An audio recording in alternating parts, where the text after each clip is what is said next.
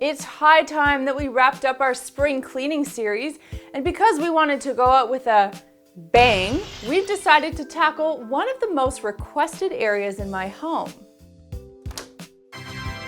There it is, my bedroom closet.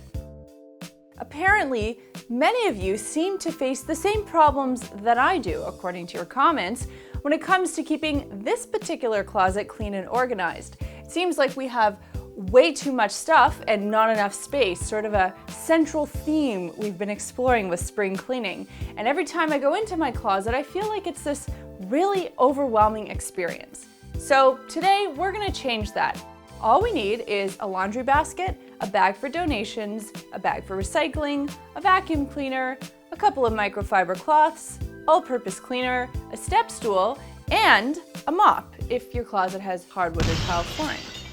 And at the end of the video, I'll share with you my secret for getting through these crazy long haul cleaning tasks. So stay tuned for that. All right, let's get to it. The first thing we're going to do is clear absolutely everything out of the closet. Have a clear bed and a somewhat clean room to be able to accommodate the contents of your closet. Put all of your clothes on your bed for two reasons. Reason one, it's a big flat surface that will help you organize your clothing. And reason two, you won't be able to go to bed unless this job is done. And if you fill up your bed, like I did, use whatever surface you have available. Next, we're gonna clean this now empty closet, and to kick that off, we're gonna sprinkle some baking soda on the carpet. Let the baking soda sit on the carpet for about 10 to 15 minutes, and while you're waiting, you can vacuum any shelves in your closet. Next, take your all-purpose spray and cloth and give your shelves the old 1-2. Then, take your vacuum and tackle your baseboards. As you can see, these get really dusty. And the final part of this step involves vacuuming up all the baking soda on the carpet. And don't forget to get into the corners with that crevice tool. Now, you should know that this is probably going to be the longest, most grueling part of the job. I'm smiling on the outside, but I'm secretly crying on the inside. But honestly, guys, this is where the rubber meets the road. It's your opportunity to rid yourself of all sorts of clothes that are doing nothing more than clogging up your closet. So, if it's a piece of clothing you haven't worn in 12 months, donate it. If it's a piece of clothing you constantly pass over in the closet, donate it. If you bought it a year ago and just haven't gotten around to wearing it yet, donate it. Your closet only needs to hold clothes you actually wear. If you don't wear it, there's no use of it being in your closet. For clothes that you are keeping but need to be washed, we'll place those in our laundry basket.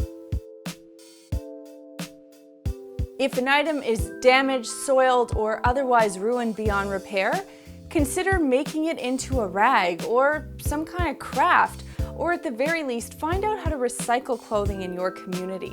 There's never a need to just send clothing to a landfill. So we're down to the final few items, and I just want to do a run through of some of the little toys I've picked up from my local organizing store called Solutions here in Canada, but in the States I believe it's the Container Store. All right, so for my drawers, because I do keep some of my pajama tops and my workout gear, believe it or not, when I do work out, in a drawer. So I picked up these awesome OXO Good Grips expandable drawer dividers. So basically I'm going to be creating a custom section in my drawer. I'm really excited to use these. I've also picked up this blouse tree, and it is, I mean, if you were a kid, this would be so entertaining. But basically it allows you to hang a bunch of blouses, and that saves a lot of space. So I'm gonna be using that for some of my blouses. This is our current tie storage solution for Chad. I don't even know how this thing was supposed to work. You can tell by its almond color, it's probably about 25 years old. So we figured we would pick up a more modern version from Solutions. Here it is, little tie Valet. And you can hang one tie on each of these little hooks. So we're gonna do that for Chad. And then this is a belt and scarf hanger. So I'm gonna be putting that in my closet as well. And I couldn't do an organizing video without stopping at IKEA, and I picked up these. They're called Drona, and we're going to be putting these on the top shelf of our closet. So easy to put together. You just put the bottom down, and we're going to be putting some winter clothes like sweaters and sweatpants and heavier clothing items in here, and then popping those on the top shelf. I want to give you a quick final tour of what we accomplished today in our closet. And before I do that, I just want to tell you, Chad and I are very functional people, so we didn't want to go out and spend a whole bunch of money and restructure our whole closet, although there are lots of videos out there that will show you how to completely revamp your entire closet.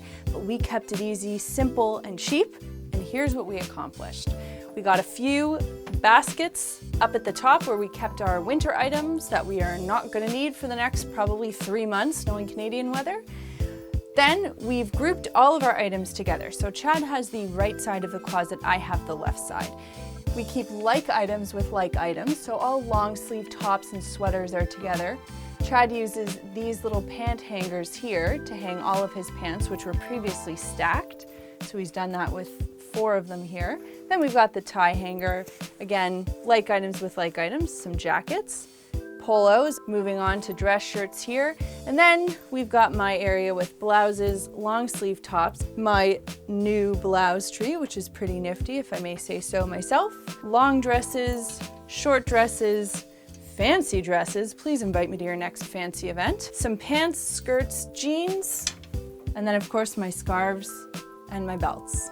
I'm feeling pretty good about this whole situation in my closet right now. It was hard work, but it was really worth it. As promised, here's the secret to how we get through long haul cleaning jobs like this. We listened to an audiobook.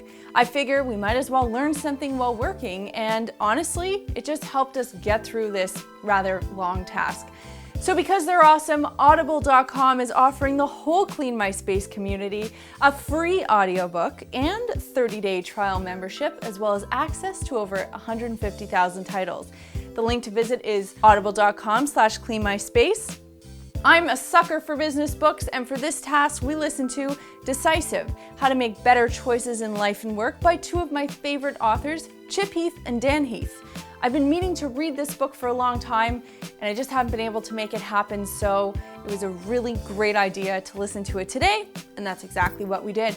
So consider this a little gift from Audible and me to get you a free audiobook and to help you start tackling your closet today. Remember to visit audible.com/cleanmyspace, and I'll put the link down below. Here's something interesting I found while I was going through my closet. It's my first pair of shoes, and I know that because my mom wrote it right there on the bottom of the soles. And of course, I kid doodled all over them after.